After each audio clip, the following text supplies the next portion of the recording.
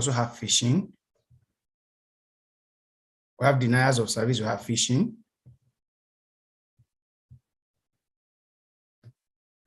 Sorry. So we have SQL injection. We have password attack. We also have malware attack. And finally, we have man in the middle. So we hope we have the next 10-15 minutes to just do justice to some of these types of attacks. So we have phishing, deniers of service, SQL injection, malware attack, man in the middle, password attack. So let's look at them one after the other. When we say what? Deniers of service. Deniers of service attempt to engage, flood, or even overwhelm the server with the goal of making the server unavailable or temporary downtime on the server. It has happened to Bincom, I noticed, where we had to call Mr. Bahassan and say, Bincom Dev Center or Social Lend that something is down. That is a form of deniers of service. That's the kind of attack that you should know, because the site is down or because something is down, should tell you that it's an attack. On the normal day, everything is supposed to work normal, but when it is down, then you should know that this is the type of attack that is taking place at the moment your website or your program or your app is down. Is called deniers of service. And how they want to choke your system with a lot of unnecessary information. They want to choke your information with a system with a lot of unnecessary files and program that makes your system to be down or weak or slow. At that point, your system is not up, is not active. And at that point, they could actually log in and pick whatever they want to do. And I say one of the two used here is called botnet. If you check botnet on your online, you will see how it works. So how do they use deniers of service as a form of attack?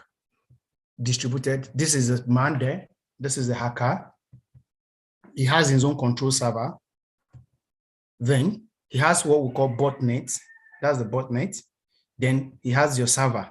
He has access to your server. So what he does is simply send a chunk. He's going to have almost equal data server, like your data, a server. Then he's going to have botnet. So he keep filling these botnets with information that are not useful or necessary to you. He doesn't have access. Mind you, this person doesn't have access to your server, but he has access to the link, the URL. So don't, because you gave him your detail or anything, it's just your URL he has access to. So having access to your URL, what he does is, because he has access to your URL, not your web page, not your information, not your data alone, it's just your URL, www.bincom.net, for example. So he keep talking, he will go through the back end and keep filling that URL, that web page with chunks, with botnets. Through the help of botnet, he keep infecting them as a host, then engage or overwhelm your server, thereby bringing it down. And then at that point, he gets what he wants to get. Then we have phishing. Of course, what is phishing? In phishing, attack use fraudulent messages, usually email from trusted, well-known source. For example, somebody just walked to me and said, a bank sent that, okay, excuse me, or they will even call. It has happened to some of us before, when a bank will just call you and said, sorry, or somebody said, I'm so person from the bank. We discovered that your information was not complete. Please send us your name, the date of birth or something, so that we can secure your bank information or your data, or you want 1 million. And so for you to confirm your 1 million, please send your details, or you want 5,000, we want to send 5,000. We don't have your complete full name or your full name and your phone number. So phishing is very, very strong. It's a big way of hitting if you don't have the other deniers of service method. Phishing is another method that they use. And how do they use it? They just call you and say, oh, this information is not available, or this thing you have gained access. If somebody calls you and say, okay, we're just doing a pool in the bank and we discovered that your number came up as a winner of 50,000 naira or maybe 200,000 naira. And so quickly in the next 5 minutes, please send your full name and your phone number to us. You just think it's just my full name. And probably that is maybe the information he needs to add to get what he wants. He already had your account number, so he needed the full name. And it's not you, he doesn't have the full name, or he needed a phone number that will confirm the whole process. So phishing is actually what a dangerous one, because it's coming from the site you know. It could come from your school, it could come from your organization. They will call the name of your organization, or even send an email via this thing, to be carrying your office name, it will carry the whole thing that you know, because I say from a trusted or well-known source. It will come from people you know. It will be carrying the same address. How do you know? Sometimes they don't address you by name. Like if somebody is addressing me from Bincom now, they would say, Dear Peters or Peters, we know they are going to call my name or full name or something that will show it is from Bincom. But here they might just say Dear Candidate or Dear Successful App, this thing, or Dear this person, or they'll just call a name. At that point, you will know. I wish I had time. I would have showed you how to detect email that are genuine and not genuine through this phishing method, but I don't have time. Maybe in another presentation, I'll be talking about that. So when I look at SQL injection, I have a lot of programmers in the house, so I know how good we can talk about this. But SQL injection, for example, is a web security vulnerability where the hacker alter the queries that an application make to the database. This time around, it has to be the programmer within the house who know more about the database or who has access. Even if it's a third party, this person has access to the database. And because he has access to the database, he just would alter some of the commands in the database, and before you know it, the whole system is down and he has access. Now, the next thing we look at, how does it do it? This is SQL injection. This is a program, for example. You now select username, password from, then you can see some of the code there. And he just find a way to just alter it. The green one probably is the best. Look at the green one. That is maybe the perfect one, database reading. But you can see the other one, like kind of a yellow form, warning from that. He's the one now that is using this to alter part of the database and make it, in order to make it inactive. And at that process, he gain whatever he intends to get. Then password crack. Password attack is a very common one. I used to tell people, I don't even want to argue about password attack. It's a very common type of attack. It is a try and error method where if you give somebody your phone now, probably some of us can give our girlfriend or your boyfriend or your husband or wife, and let me just check his phone. And then you're trying to guess what the network is and what the password is or what the pin is or what the pattern is. It's still an attack.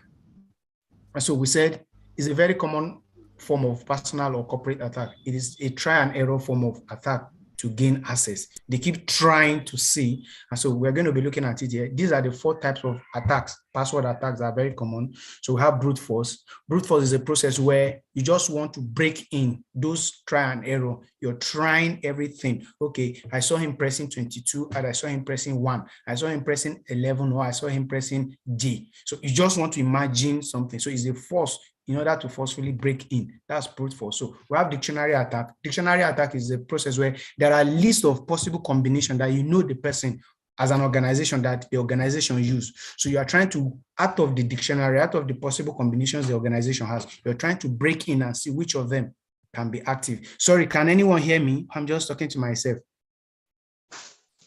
Yes, I can enjoy you. I can hear you. Enjoy you. Okay. So we have credential stuffing.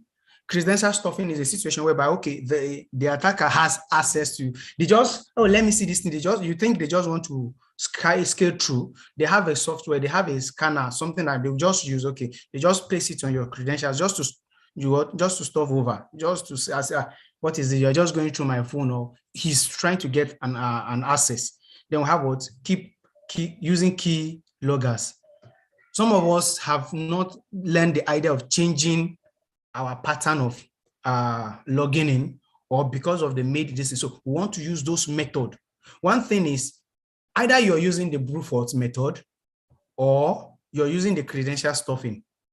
At the end of the day, the key thing is you're going to be using, if you are the type of person that doesn't change your password often, the brute force and then the dictionary method will help the hacker to work with using key loggers, because it's going to imagine the possible key combination of things that you use to always operate as an organization or as an individual.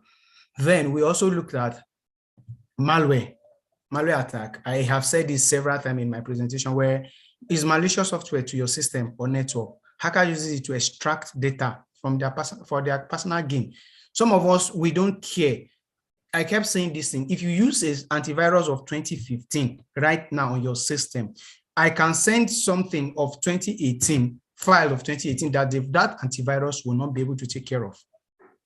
So you need to always get your system up to date, but people always ignore this. And so hackers can send information through this malware. You could just see something that is reading, is just multiplying, and you don't even know what it's doing. It can even come from your booting system. It could just be something you downloaded. And as soon as you get into the system, it multiplies. And if you ignore this, because it's just malware, it could be an attack that gives access to the whole of your system. It can actually come from the booting system when you on your system. So, and that is the most dangerous kind of attack. Attacks from your boot ROM, where as you're starting the system, it starts with the system. As you are shutting down, it goes down with the system. So it's on the motherboard, it's on the base. So no antivirus take care of that. And so we need to be careful. So I was giving an example of malware attack. We have the ransomware. We have Trojan. These are attacks on this other side that once they're on your system, you cannot do anything. You can only format if they are installed inside your booting system. We have the spyware, we have adware, we also have worms, and then we have viruses. Of course, we can clear virus, we can clear worm, we can clear adware. Adware is all these advertising softwares or advertising posters that they send that contain virus as you're downloading. Maybe you're actually downloading virus or issues. Those can, the other side on my left can be taken care of, but those on the right, if you don't have a system that is up to date, or if you don't have an expert, you will lose your system. If any of this, either the ransom, the Trojan, or the spyware enters your system. So after that, we now say what the type of attack continue. How about the man in the middle?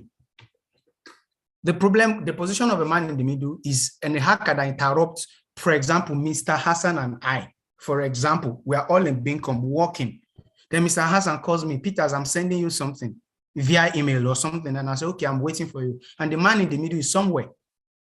He has a funnel. As soon as Mr. Hassan is sending it, it's diverted. It has a pattern. As it's going, it pairs with, it goes to his system and it comes to my system. It's called man in the middle. That's why you need to be very careful of whom you share information with. Or when you are doing transaction, bank, don't play, I'm going to the bank, I'll send you 50,000.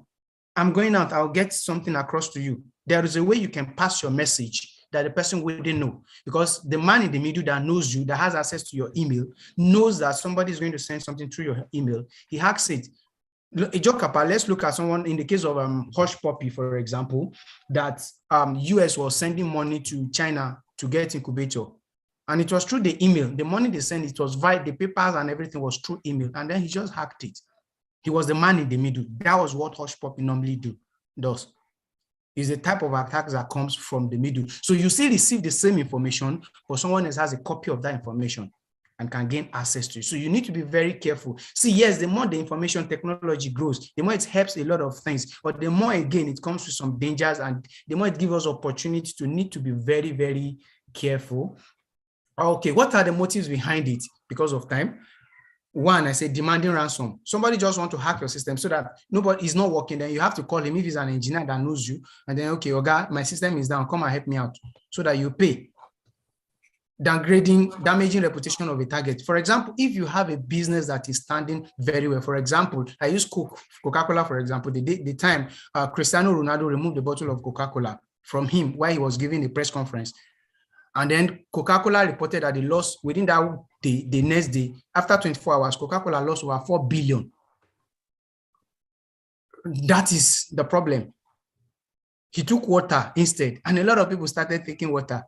You could see that. So a reputation that is already built, attackers can come in order to just, for a competitor, for example, maybe Pepsi told him that, okay, remove the Coca-Cola, we'll pay you 100 billion. Maybe Limca did that. Maybe one company did that and said, okay, you just take that thing off, take Coke off, and then we'll pay you.